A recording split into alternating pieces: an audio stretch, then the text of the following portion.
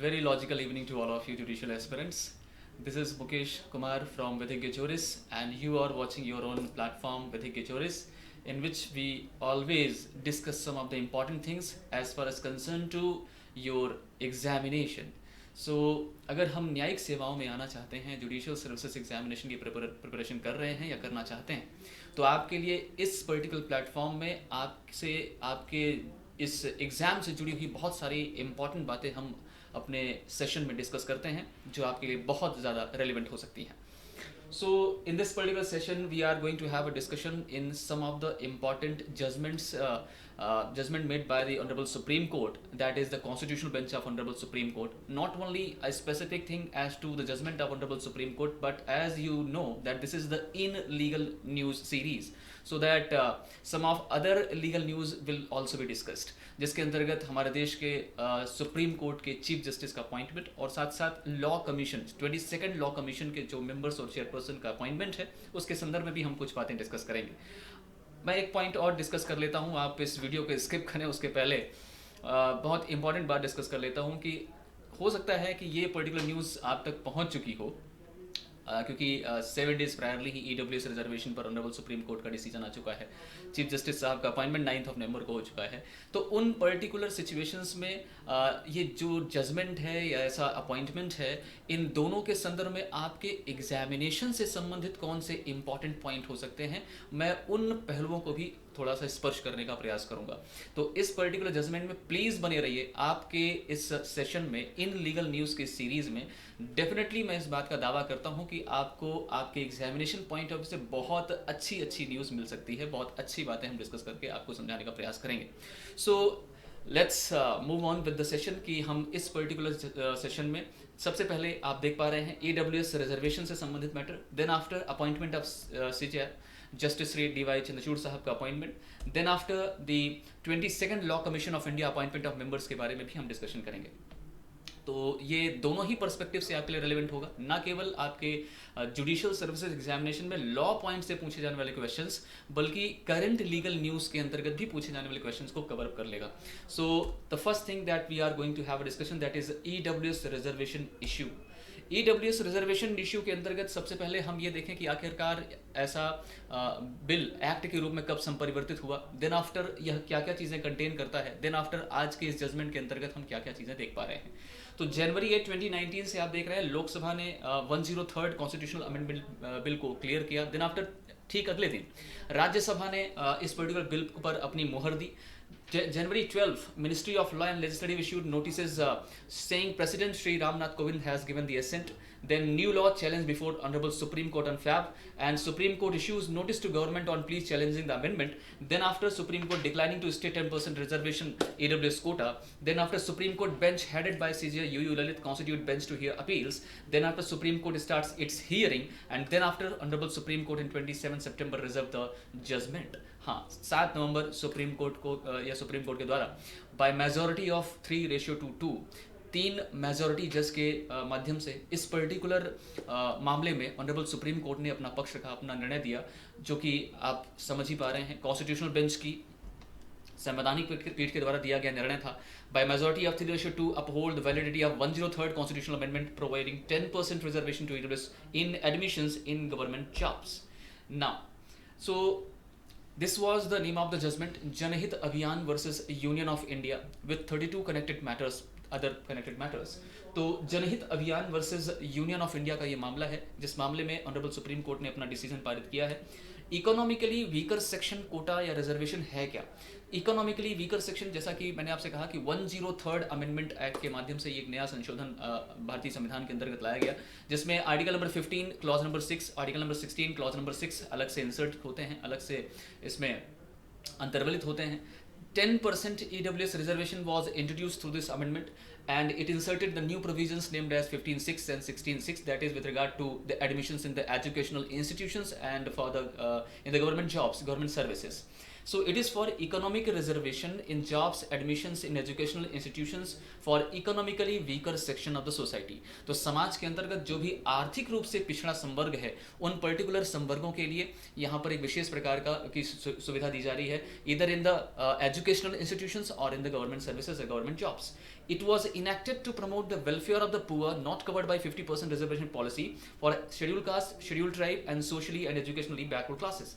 It is enabling both center and the state to provide reservation to the AWS for the society. Now the important major point is कि जो majority view था, क्योंकि यहाँ पर dissenting opinion में honourable CJI साहब थे, so with one more other जज, सो हियर मेजोरिटी व्यू के अंतर्गत कौन कौन से इंपॉर्टेंट पॉइंट्स कहे गए. First point was the 103rd constitutional amendment cannot be said to breach the basic structure of constitution. Then after मैं केवल इंपॉर्टेंट पॉइंट्स की बात कर रहा हूँ. Basic structure can't be breached by enabling state to make provision for education. Reservation for EWS does not violate basic structure on account of 50% ceiling limit fixed by the Mandal Commission because ceiling limit is not inflexible. 50% rule formed by Supreme Court in the Indira Sahni judgment in 1992 was not inflexible. Further, it had applied only to ST, OBC communities and not the general category. So that Honorable Supreme Court has also observed that scheduled caste, scheduled tribes and backward class for whom the special provision have already been provided in Article 15.4, 15.5 and 16.4 from a separate category as distinguished from the general or unreserved category. This was some of the basic points and basic things which has been observed by Honorable Supreme Court in its majority view. But whereas when we consider it with the minority view with Honorable Chief Justice, the then Chief Justice, Justice Sri U.U. Lalit Sahab, so reservation के बारे में, इस EWS की category के बारे में उन्होंने अपने ऑब्जर्वेशन को प्रस्तुत किया, जिसमें कहा कि the EWS quota may have reparative mechanism to have a level playing field and exclusion of SC, ST, OBC discriminate against equality code and violate the basic structure of the constitution. Permitting the breach of 50% ceiling limit would become a gateway for further infractions and result in compartmentalization, division into sections. तो ultimately इसी particular minority view के तहत ये बात भी observe करते हुए लिखी गई और कहा गया कि इस तरह से हम रिजर्वेशन कैटेगरी को या रिजर्वेशन के इशू को एक इनफाइनाइट इशू बना देंगे, एक अनंत काल तक चलने वाला ये एक मामला बन जाएगा. कहीं पर भी इस पर एक विशेष प्रकार का या एक किसी भी रूप में इस पर एक रिस्ट्रिक्शन इम्पोज नहीं किया जा सकेगा. Overall this was the view of minority view. और आज की स्थिति में यानी वर्तमान की स्थिति में अगर हम EWS रिजर्वेशन के इशू को समझें तो इस पर ऑनरेबल सुप्रीम कोर्ट की अपने निर्णय के माध्यम से मुहर लगाई जा चुकी है. EWS रिजर्वेशन कॉन्स्टिट्यूशनली वैलिड है, ये संवैधानिक रूप से वैध है. और मेरा ख्याल है कि जब तक ये मामला पेंडिंग था तब तक अलग अलग राज्यों के द्वारा भी, क्योंकि EWS की जो सुविधा है या न केवल केंद्र के द्वारा यानी यूनियन या सेंटर के द्वारा बल्कि स्टेट गवर्नमेंट्स के द्वारा भी प्रोवाइड किया जाता है. तो ओवरऑल इस पर्टिकुलर रिजर्वेशन के मामले में ऑनरेबल सुप्रीम कोर्ट ने अपना मत स्पष्ट किया और कॉन्स्टिट्यूशनल बेंच के द्वारा इस प्रकार का निर्णय पारित किया गया. Further another particular legal news that was appointment of Chief Justice of the country, Chief Justice of the India and named as Justice D.Y. Chandrachud साहब. और उनके बारे में कुछ इंपॉर्टेंट फैक्टर मैं लेकर के आप लोगों के समक्ष हूँ. आप इनमें से कुछ पॉइंट्स इन्हें नोट कर सकते हैं. First time in history father and son duo have become CJI kind of legal news for the aspirants. It can be a good kind of question. हमारे देश के इतिहास में ऐसा पहली बार हो रहा है जब भारतीय उच्चतम न्यायालय में, सुप्रीम कोर्ट में फादर भी चीफ जस्टिस ऑफ इंडिया रह चुके हैं और उनके बेटे, उनके पुत्र भी अब चीफ जस्टिस ऑफ इंडिया हैं. सो CJI चंद्रचूड़ साहब comes from a family background of lawyers and जजेस. As I have told you, his father was also Chief Justice of India, 16th Chief Justice of India, I will say. From 2nd February, as you can see, 2nd February 1978 to 11th July 1985. Dr. Justice Dhananjay Yashwant Chandrachud was appointed as a Supreme Court judge on 30th May 2016, and before that he had served as a Chief Justice of Allahabad High Court from 31st October 2013 until his appointment to the Supreme Court. Then before joining Allahabad High Court has also served as judge of the Bombay High Court in 29th of March 2000. तो high court के जज के तौर पर सबसे पहले इनका appointment Bombay high court में सन 2000 में होता है. और prior to that he was also additional solicitor general of India from 1998 to 2000. 2 वर्ष के लिए इन्होंने एडिशनल सॉलिसिटर जनरल के रूप में भी सर्व किया. He took the position of senior advocate in Bombay high court in 1998. 1998 में बॉम्बे हाई कोर्ट में सीनियर एडवोकेट के रूप में डेजिग्नेट किए गए. जस्टिस चंद्रचूड़ साहब was sworn in as the 50th chief justice of India. यहाँ से क्वेश्चन कई बार आपके जुडिशरी में पूछा जाता है. ये 50वें देश के 50वें मुख्य न्यायाधीश के तौर पर शपथ ले रहे हैं और ले चुके हैं 9th of November 2022. He will serve as CJI for 2 years.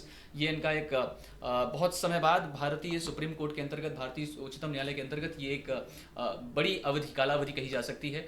तो and people are hoping much with honourable Shri justice D Y Chandrachud साहब, क्योंकि माना यह जाता है कि बहुत ही प्रोग्रेसिव थिंकर हैं, बहुत ही अग्रसोची व्यक्ति हैं और देश के लिए निश्चित तौर पर आगे बहुत अच्छे निर्णय के साथ वह अपनी सेवा प्रदत्त करने वाले हैं.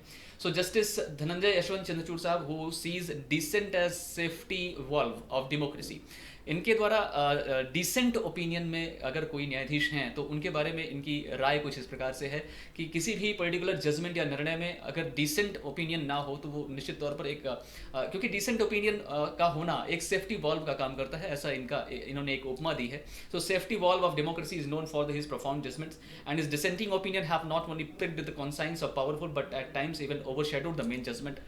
And there were many notable judgments given by Honorable Supreme Court Judge named as Dr. Yashwant Chandrachud Sahab. So D Y Chandrachud साहब के द्वारा ऐसे बहुत सारे निर्णय जो आज की डेट पर, आज के समय पर निश्चित तौर पर बहुत ज़्यादा रेलेवेंसी रखते हैं, बहुत ज़्यादा इंपॉर्टेंस रखते हैं, not only for the legal knowledge but also for the purpose of judiciary. तो आपके जुडिशियल सर्विसेज एग्जामिनेशन में ये जो जजमेंट्स की लिस्ट मैंने आप लोगों के समक्ष रखी है, ऐसे कुछ और भी जजमेंट हैं लेकिन इनमें मैंने कुछ जो बहुत ज़्यादा इंपॉर्टेंस रखने वाले जजमेंट हैं उनको आप लोगों के समक्ष रखने का प्रयास किया है. राइट टू प्राइवेसी के judgment justice K S Puttaswamy versus union of India 2017, Aadhaar judgment justice K S Puttaswamy versus union of India 2018, vote on religion Abhiram Singh versus C D Komachan 2017, decriminalisation of section 377 Navtej Singh Johar, Hadiya case Shafin Jahan versus Asokan, Sabarimala temple case Indian young lawyers association versus state of Kerala, Bhima Koregaon case Romila Thapar versus union of India, adultery law Joseph shine union of India 2018, Delhi lieutenant governors case जिसमें आपने देखा था कि Delhi CM और LG के बीच में बहुत सारे ऐसे इश्यूज थे जिसको ऑनरेबल सुप्रीम कोर्ट ने अपने जजमेंट के साथ रिजॉल्व करने की कोशिश की. Punjab and Sindh bank and others versus senior women's officer that is with regard to sexual harassment case, secretary ministry of defence versus Babita Puniya women in army के लिए सबसे पहले उन्होंने पहल की. Right to safe abortion case जो रिसेंटली ही ऑनरेबल सुप्रीम कोर्ट ने भी पास किया, जिस पर मैंने आपका इन लीगल न्यूज में एक सेशन भी लिया है, आप चाहें तो उसको देख भी सकते हैं. X versus principal secretary health and family welfare department and others 2022. These are certain judgments which are seeming to be very relevant, very important for not only for the legal knowledge as I have said, it is also important for the purpose of judicial services examination. तो मैंने उन न्यायाधीश महोदय के द्वारा, justice D Y Chandrachud साहब के द्वारा जिन पर्टिकुलर जजमेंट्स में उनका पार्टिसिपेशन रहा उसको मैंने आप लोगों के समक्ष रखने की कोशिश की है. एक बार इन जजमेंट्स को आप डेफिनेटली देखें, थोड़ा विस्तार से देखें, आपको जहाँ कहीं भी इनका सोर्स मिल सके, और नहीं मिलेगा तो आई विल ट्राई कि मैं इसे एक और सेशन के साथ आप लोगों के समक्ष विधिक ज्यूरिस के इस चैनल में ले सकूं. तो I will try my best कि मैं इस पर आप लोगों के लिए एक सेशन प्रिपेयर कर सकूं. So these are the key verdicts in which honourable जज sir honourable D Y Chandrachud साहब has taken the participation. So another aspect, another particular segment, another particular part in which we are going to have a discussion, that is appointment of chairperson and members of Law Commission of India. तो 31 अक्टूबर अगस्त 2018 के बाद ये 2022 में अब जाकर के law commission of India के अंदर चेयरपर्सन और मेंबर्स का अपॉइंटमेंट हो रहा है, काफ़ी समय बाद, काफ़ी सारे नोटिस इश्यूज होने के बाद. So the law commission is constituted for 3 years and the 22nd law commission, ध्यान रखिएगा ये 22nd law commission of India है, ये 22वां भारतीय विधि आयोग है, notified on February 24, 2020. However, it has reported that Law Commission has in fact been vacant since 31st August 2018. After the retirement of chairperson of 21st Law Commission of India, former Supreme Court judge named as Justice B.S. Chauhan साहब, तो उनके retirement के बाद तब से ये post vacant ही थी. So that Justice K.T. Sankaran, Professor Anand Paliwal, Professor D.P. Verma, Professor Raka Arya and M. Karunanidhi have been appointed as members of the Law Commission of India. These are the members, but who is the chairperson? Chairperson is Justice Rituraj Avasthi, Justice R.R. Avasthi. Justice R.R. Avasthi was the Allahabad High Court judge as well as he was the Chief Justice of Karnataka High Court. और Karnataka high court में chief justice के तौर पर वो retire होते हैं, और ये वही न्यायाधीश महोदय हैं, ये वही न्यायमूर्ति हैं जिनके द्वारा हिजाब बैन पर अपना सम्मत प्रकट किया गया था. हिजाब बैन पर इन्होंने अपना जजमेंट प्रोड्यूस किया था. So ultimately justice Rituraj Awasthi साहब is going to be the chairperson of 22nd law commission of India. भारतीय विधि आयोग के ये 22वें विधि आयोग के ये चेयरपर्सन के रूप में अपॉइंट होने जा रहे हैं. These are other members: Justice K.T. Sankaran, Professor Anand Paliwal, Professor D.P. Verma, Professor Raka Arya, M. Karunanidhi. These are the other members of the commission, and this is with regard to the information as to the appointment of Law Commission of India. तो मैंने आज के इस in legal news के session में आप लोगों से 3 इंपॉर्टेंट फैक्टर्स के बारे में डिस्कशन किया है. EWS reservation, economic weaker section के में ऑनरेबल सुप्रीम कोर्ट के द्वारा दिया जाने वाला निर्णय, जो कि संवैधानिक पीठ के द्वारा, कॉन्स्टिट्यूशनल बेंच, संवैधानिक पीठ आप समझते होंगे 5 जजेस की बेंच होती है, तो 5 जजेस बेंच यानी कॉन्स्टिट्यूशनल बेंच के द्वारा डिसाइड किया गया मैटर जो 3:2 के में डिसाइड होता है, और EWS रिजर्वेशन की वैधता को सिद्ध किया जाता है. Another particular aspect that we have discussed with regard to appointment of Chief Justice of India. So Honorable Dr. Justice Sri D.Y. Chandrachud Sahab has been appointed as CJI, and another particular segment that we have discussed regarding the appointment of chairperson plus members of 22nd Law Commission of India. I am hoping that the information that we have shared, जो भी सूचनाएं मैंने आप लोगों के साथ संप्रेषित की हैं या डिस्कस की हैं, शेयर की हैं, वो आपको डेफिनेटली निश्चित तौर पर उपयोगी लगेंगी. मैं उम्मीद करता हूं, मैं आशा करता हूं, और मैं इस प्रक्रिया को आगे भी बनाए रखूं. इसके लिए ज़रूरी होगा कि आप अपने जो भी सजेशंस हैं वो कमेंट बॉक्स पर ज़रूर प्रोवाइड करें. अगर ये आपको अच्छी लगती हैं तो शेयर करें, और अगर आपको ये इसको थोड़ा बहुत भी उपयोगी लगती हैं तो आप निश्चित तौर पर अपने व्यूज़ मुझे इस चैनल के माध्यम से, कमेंट के माध्यम से डेफिनेटली बताएं, ताकि मैं आगे भी इस चीज़ को कंटिन्यू कर सकूं.